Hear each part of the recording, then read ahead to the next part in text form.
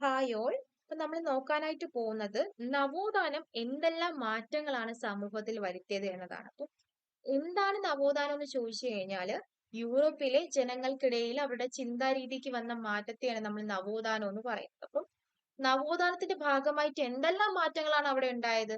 ആളുകൾ എന്ത് ചെയ്യാൻ തുടങ്ങി? പ്രതികരിക്കാനായിട്ട് തുടങ്ങി. അന്ന് വരെ അവിടുത്തെ ഭരണാധികാരികളെ കീഴ്പ്പെട്ട് ജീവിച്ച ആളുകൾ എന്ത് ചെയ്യാൻ തുടങ്ങി?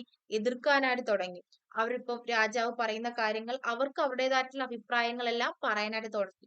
അത് നമ്മൾ നവോത്ഥാനം അല്ലെങ്കിൽ നവ ഉണർവ് എന്ന് പറയും. അപ്പൊ ഈ നവ ഉണർവ് എങ്ങനെയെല്ലാം ശാസ്ത്രീയമായ മേഖലയിൽ മാറ്റങ്ങൾ വരുത്തി എന്നതാണ് നമ്മൾ നോക്കാനായിട്ട് പോകുന്നത്. അപ്പൊ ശാസ്ത്രീയമായ മേഖലയിൽ അസാധാരണമായിട്ടുള്ള മാറ്റങ്ങളാണ് ഈ ഒരു നവോത്ഥാനം വരുത്തിയത്. ഓക്കെ, ഇവർ എന്ത് ചെയ്യാനായിട്ട് തുടങ്ങി? പുതിയ പുതിയ നിരീക്ഷണങ്ങളും പരീക്ഷണങ്ങളൊക്കെ എന്ത് ചെയ്യാൻ തുടങ്ങി? കണ്ടുപിടിക്കാനായിട്ട് തുടങ്ങി. അതുമായി ബന്ധപ്പെട്ട് വൈദ്യശാസ്ത്ര രംഗത്ത് ഒത്തിരി മാറ്റങ്ങൾ ഉണ്ടാക്കി. ഒന്നാമതായി ഉണ്ടാക്കിയ മാറ്റം എന്താണെന്ന് ചോദിച്ചു കഴിഞ്ഞാൽ ബിസ്മാർക്ക് എന്ത് കണ്ടുപിടിച്ചു?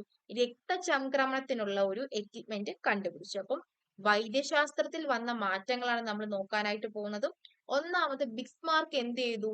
രക്തചംക്രമണത്തിന് ഒരു ഉപകരണം കണ്ടുപിടിച്ചു. വില്യം ഹാർവി എന്ത് ചെയ്തു? രക്തയോട്ടത്തെ പറ്റിയിട്ടുള്ള ഒരു വിശദീകരണം ഉണ്ടാക്കി. അപ്പം ഈ രണ്ട് കാര്യങ്ങളാണ് എവിടെ വന്ന മാറ്റം? വൈദ്യശാസ്ത്ര രംഗത്ത് വന്ന മാറ്റം എന്ന് പറയുന്നത്. ഇനി നമുക്ക് നോക്കാനായിട്ടുള്ളത് ജ്യോതിശാസ്ത്രത്തിൽ വന്ന മാറ്റം. എന്തെല്ലാം മാറ്റമാണ് ജ്യോതിശാസ്ത്രത്തിൽ ഉണ്ടായതെന്ന് ചോദിച്ചു കഴിഞ്ഞാൽ കോപ്പർനിക്കസ് എന്താണ്? ഭൂമിയെ പറ്റിയും ഗ്രഹങ്ങളെ പറ്റിയും എന്താണ് ഒരു കണ്ടെത്തലുകൾ ഉണ്ടാക്കി. അപ്പം അയാൾ പറഞ്ഞ എന്താന്ന് വെച്ചാല് ഭൂമി മറ്റ് ഗ്രഹങ്ങളും സൂര്യന് ചുറ്റും എന്താണ് ഏകാവൃത്തത്തിൽ കറങ്ങിക്കൊണ്ടിരിക്കുന്നത്. അപ്പൊ ഒരേ വൃത്തത്തിലാണ് ഭൂമിയും ഗ്രഹങ്ങളും സൂര്യന് ചുറ്റും കറങ്ങുന്നത് എന്നത്. അപ്പൊ ഇതിനുള്ള പ്രൂഫും കാര്യങ്ങളൊന്നും അധികം കിട്ടിയിട്ടില്ല. പക്ഷെ അന്നത്തെ കാലഘട്ടത്തിൽ എന്താണ് അതൊരു വലിയൊരു കണ്ടുപിടുത്തമാണ്. അപ്പൊ ഇത്രയും മാറ്റങ്ങളാണ് എവിടെ ഉണ്ടാക്കിയത്? നമ്മുടെ ശാസ്ത്രീയമായ മേഖലയിൽ വന്ന മാറ്റങ്ങൾ എന്ന് പറയുന്നത്. പിന്നെ അത് കഴിഞ്ഞിട്ട് വ്യവസായ വിപ്ലവം മൂലം സമൂഹത്തിലുണ്ടായ മാറ്റം എന്താണ്? ഈ വിപ്ലവം വ്യവസായ വിപ്ലവം എന്താന്ന് ചോദിച്ചാല് മനുഷ്യനും മൃഗങ്ങളും ചെയ്യുന്ന ജോലി ആര് ചെയ്യാൻ തുടങ്ങി? യന്ത്രങ്ങൾ ചെയ്യാനായിട്ട് തുടങ്ങി. അതായത് അന്നത്തെ കാലഘട്ടത്തിൽ യന്ത്രങ്ങൾ കണ്ടുപിടിക്കാനായിട്ട് തുടങ്ങി. ഈ യന്ത്രങ്ങൾ എന്തൊക്കെ ചെയ്യും? ഈ മനുഷ്യന്മാർ ചെയ്യുന്ന ജോലികളൊക്കെ എന്ത് ചെയ്യാൻ തുടങ്ങി? യന്ത്രങ്ങൾ ചെയ്യാനായിട്ട് തുടങ്ങി. അങ്ങനെ ചെയ്യുന്നത് വഴി എന്താണ്?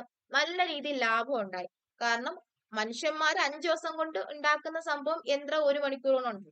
അപ്പൊ കൂടുതലായിട്ടും എന്ത് ചെയ്യാൻ തുടങ്ങി?